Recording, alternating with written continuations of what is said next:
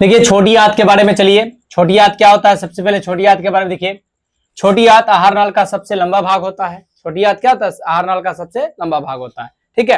अगर देखा जाए तो छोटी आंत की जो लंबाई होती है क्या होती है? छोटी आंत की लंबाई सभी जीवों में अलग अलग होती है। विभिन्न जितने भी जीव होते हैं सभी में छोटी आंत की लंबाई क्या होती है? बिल्कुल अलग अलग होती है। इस बात को याद रखिएगा, ठीक है।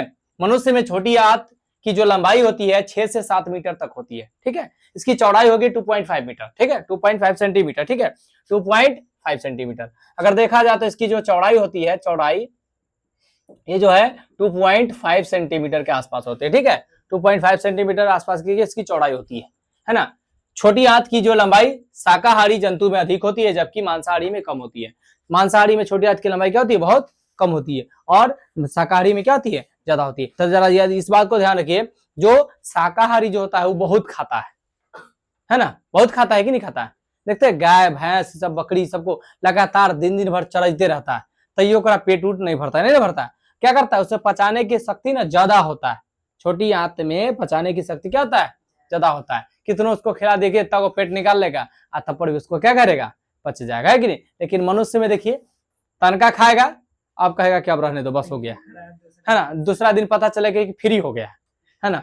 पेट उट पूरी तरह से क्या होगा? खराब हो जाएगा, है ना। अब देखिए छोटी आंत की जो लंबाई शाकाहारी जंतु में अधिक होती है, जबकि मांसाहारी में कम होती है।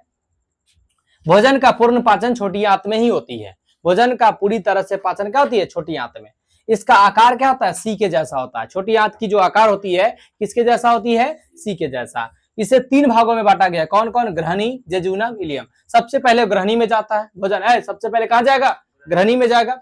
दूसरी बात है ग्रहणी के बाद वह जेजुनम में जाएगा घूमते हुए, उसके बाद जो है कि इलियम में लास्ट में जाएगा। अगर इलियम में भोजन नहीं पचता है तो कहां चला जाएगा? बड़ी आंत में। कहां चला जाएगा? वो बड़ी आंत में। बड़ी आंत में जाएगा। और बड़ी आंत क्या करती है? बड़ी आंत का कार्य क्या है? जल को अवशोषण करना, जल का अवशोषण करना। इसका कार्य क्या है? जल का अवशोषण करना। यह जल को अवशोषित करती है। उसका देखिए यह क्या करती है? भोजन मल द्वार के, अगर उसमें क्या करेगा कि अगर भोजन नहीं पचेगा, बड़ी आंत में तो भोजन पचता नहीं है, वो पूरी तरह से क्या करती है? जितने भी उसके जो मल मूत्र होते हैं उसको ढीला बनाता है, ठीक है। और जरा ध्यान दीजिए, वो जल को अवशोषित नहीं करता है, अर्थात पैखाना क्या होता है? पूरा टाइट होता है ना। पूरी तरह जोर लगाकर पूरी तरह से उसको मतलब कि निकालना पड़ता है ना।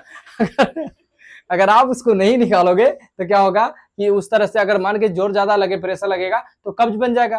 और कब्ज जब बन जाएगा ना तो उसमें क्या होगा? पूरी तरह से भोजन चलिए अब हम लोग चलते, देखिए भोजन मल द्वार के रास्ते बाहर की तरफ क्या करती है? निकल जाती है। चलिए स्टॉप करो तो उसको, है ना।